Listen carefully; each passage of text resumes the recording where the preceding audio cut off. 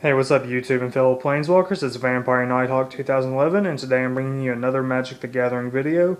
Today what I'm bringing you is my Necromancy deck. It's also called a Necro deck or a Reanimate deck.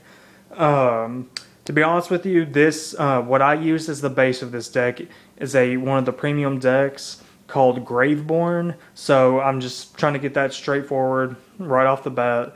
100% of this deck is not mine, but I used it as my base and took some stuff out, put some stuff in to keep it at 60 cards. But the stuff I took out and the stuff I took in it was meant to help it out even better and speed it up a little bit. Usually we start off with the creatures. This time my Necromancy deck is based around instants, sorceries, and enchantments. So what we're going to do is we're going to start off with the land, and we're going to move on to those. But starting off, we've got 20 swamps. And then we have one polluted mire to give us 21 land. Really, the only reason that's in there is for its cycling ability. I'll discard that after paying 2 mana and draw a card. Helps speed it up a little bit. For our sorceries, instants, and enchantments, starting off, one of the most important cards in this deck is my 4 Entombs.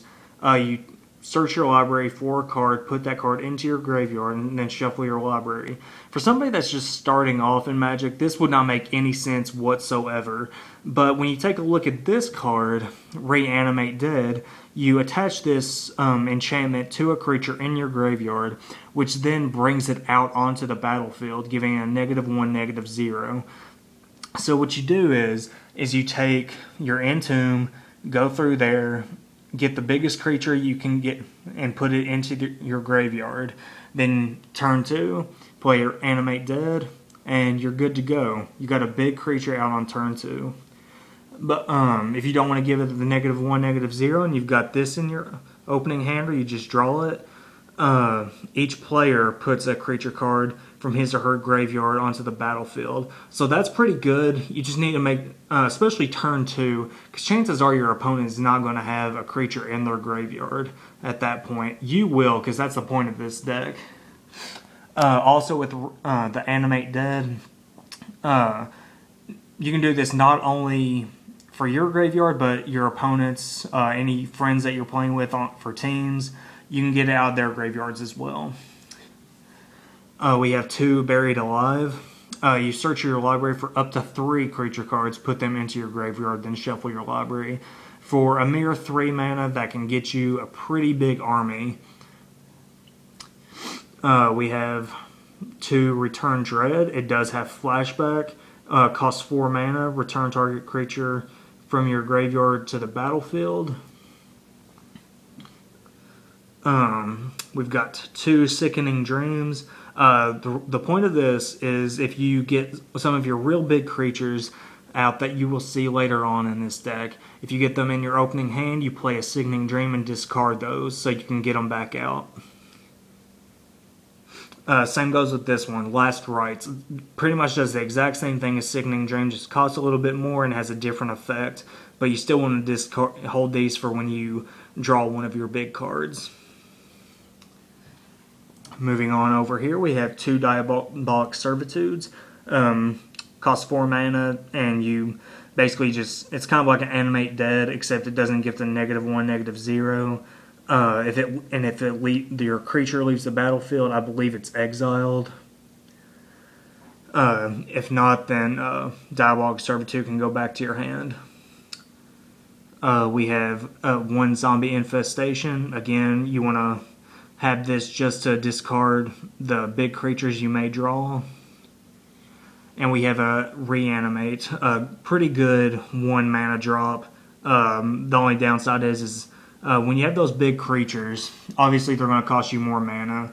So you would be losing your life equal to the converted mana cost of that creature.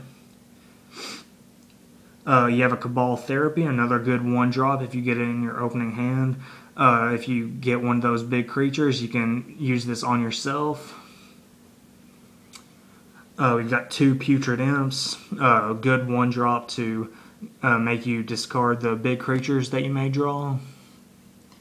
Same goes with the Hidden Horror. You have to sacrifice it when it comes in, unless you discard a creature card. Faceless Butcher, it's okay, to be honest with you. Just a pretty decent way to get rid of something that your opponents have. Really, the only reason my Twisted Abomination is for the swamp cycling. Now, moving on to my big creatures. Now, for the people that are new to Magic, this should be obvious by now, but in case not, you'll notice that all my big creatures up here, except for one, require mana other than black. The point of that is to kind of help you narrow it down when you are going in search using your Entombs and your Buried Alives and stuff like that. Also, you'll notice that these are very big creatures. But moving on, we have one Iona Shielded Ermira. That's a great way to end the game against an opponent that's using a mono-color deck. We have one Avacyn Angel of Hope. Makes all your stuff indestructible. A great combination with Avacyn is my Novablast Worm. When it attacks, destroy all other creatures since yours are indestructible. If you have Avacyn out, then all of your stuff will stay alive. We have a Blazing Acheron for 9 mana. Not for 9 mana. It's a 5/6 flyer, which is not that great, but creatures cannot attack you. And the reason I really wanted to keep him in there is look at all those abilities it's got. Flying, First Strike, Vigilance, Lifelink, and Protection from red and green.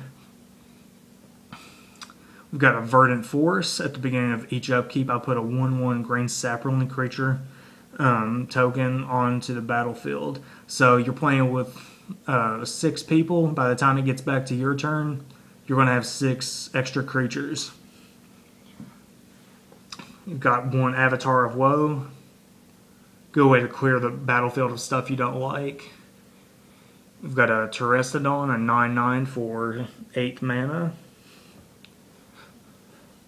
And this is probably the one that I don't like, that I really could do without, is my Inkwell Leviathan. It's Island Walk, Trample, and Shroud, a 7/11 for 9 mana. But that's it for this deck, and for me for a little bit. If you have any questions, feel free to ask. Can't guarantee that I can answer them, but I will try my best. It's a lot of fun to play with. I understand a lot of people think it's cheap, but if people can play with burn decks, I think I should be able to play with a Necro deck. But thank you all for watching. This is Vampire Nighthawk 2011. If I don't get back to you before Christmas, everybody have a Merry Christmas, Happy Holidays, whatever religious sect that you are. But have a good one. Everybody take care.